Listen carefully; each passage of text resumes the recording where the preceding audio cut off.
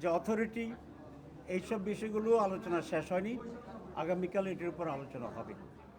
আরেকটি পয়েন্টস আসছে এখানে প্রেসিডেন্ট নির্বাচনের ব্যাপারে।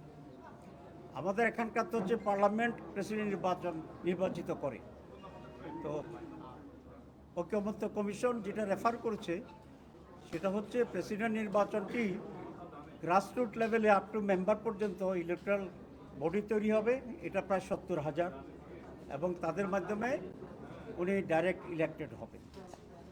আমাদের এখানে মত হচ্ছে একটা টেকনিক্যাল ইস্যু, যদি লোকাল গভর্নমেন্ট ইলেকশন কেয়ারটেকার সরকারের অধীনে হয়, কারণ আমরা ওদের দেখেছি যে সরকারের অধীনে নির্বাচন হয়, লোকাল গভর্নমেন্ট ইলেকশন তারাই হয়ে যায়। তো সুতরাং এখানে 70,000 লোক আর 70 লক্ষ লোকের এখানে কোনো ব্যবধান নেই। সেজন্য আমরা দুটো কথা বলেছি, যে প্রথম হচ্ছে কেয়ারটেকার সরকার অধীনে লোকাল গভর্নমেন্ট ইলেকশন হইতে হবে, যেখানে ফেয়ার ইলেকশনের মাধ্যমে মেম্বাররা ইলেক্টেড হবে এবং তাদের নিয়ে যে কনস্টিটিউয়েন্সি তৈরি হবে সেটির ব্যাপারে আমরা ডাইরেক্ট ইলেকশনের পক্ষে।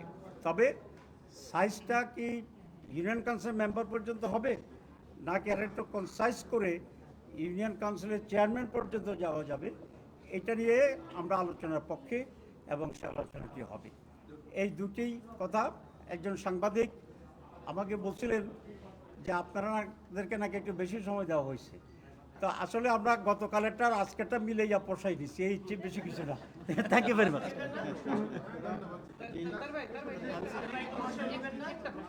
আমি বলেছি যে একজন তো আধা ঘন্টা করছে, বাকিরা ওয়েটিংদেরকে বলছে আমি শুধু 5 মিনিট নেব, এবং আমি আশা করি সকলে এই কালচারটা, আচ্ছা ওকে, 5 মিনিট পর্যন্ত আমি থাকবো, যেটা আমি বলছি তাদেরকে, এবং এই কালচারটা আপনারা চালু করবেন।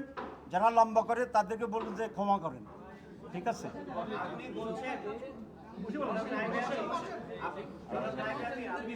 বেশিরভাগ দল এনসিসির বিষয়ে একমত হয়েছে, কিন্তু আমরা তো বিএনপিকে শুনলাম যে তারা একমত নয়।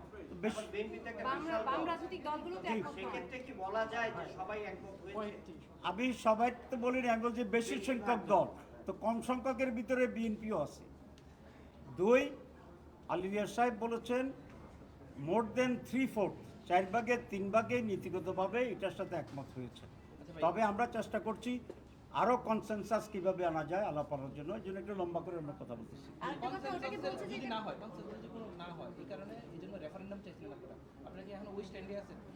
আমরা আরো অনেকগুলো পয়েন্টস তো আছে, আলোচনা হবে। আমি যেটা বলেছি যে ঐকমত্য বলতে যদি শতভাগ হয় তাহলে ইট ইজ ইম্পসিবল, বিকজ 30টা দল আছে। সুতরাং ঐকমত্যের ব্যাপারটিও একটু কনসাইজলি কনসেপ্ট তৈরি করতে হবে, যে এতটা হইলে এইভাবে ঐকমত্য হয়ে যাবে। সব বিষয়ে যেখানে যেখানে কন্ট্রোভার্সি থাকবে, ডিফারেন্স থাকবে, আমরা সেই জন্য বলেছি ওগুলা ডিফারেন্স সহ, নোট সহ গণভোটের জন্য দিয়ে দেওয়া। লেট আমাদের জনগণই এটির উপরে চূড়ান্ত সিদ্ধান্ত নেবে। আমরা এই পয়েন্টে আছি। আর আরেকটা প্রশ্ন দিয়ে কে করছেন এটা নেব। এনসিসি যেসব বিষয়ে ধরেন কোনো রাজনৈতিক দল একমত হয় না, হ্যাঁ হয়নি, সেসব রাজনৈতিক দলের কেউ যদি সরকার গঠন করে তাহলে কি এই জিনিস টিকবে না? আমরা তো আশা করি এখানে যে কমিটমেন্ট আমরা সবাই মিলে দিচ্ছি এবং জুলাই চার্টার হবে, আমরা সেখানে সিগনেচার করব। যারাই ক্ষমতা যাবেন, আমরা যাই বা অন্য কেউ যায়, আমরা এই কমিটমেন্ট রক্ষা করব ইনশাআল্লাহ, এটা আমাদের বক্তব্য, এবং সবাইকে কমিটমেন্ট রক্ষা করা উচিত। জি, আসসালামু আলাইকুম।